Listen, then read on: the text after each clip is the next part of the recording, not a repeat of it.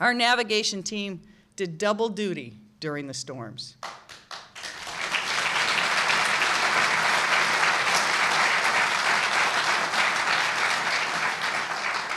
During the day, they helped us get the emergency shelters set up and running so more people could have safe places.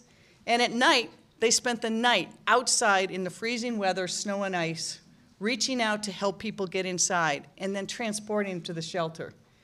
Each of them worked around the clock, sometimes sleeping on the floor of their offices for just a few hours and then back at it again until the next day. Our navigation team did wellness checks and offered blankets, coats, and other things to nearly 700 people, and were able to bring 200 or more people inside to a warmer place to sleep. Many of the members of the navigation team are here today, as are the other city workers. I hope they could please stand for a moment.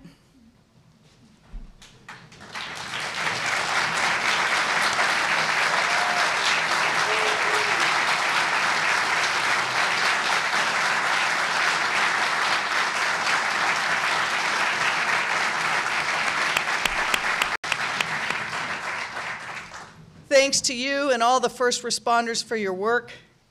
And also thank you to all those people who are living outside, who themselves built better community during these storms, looked after each other, took care of each other. Thank you for all you've done to try to do that for yourselves as well.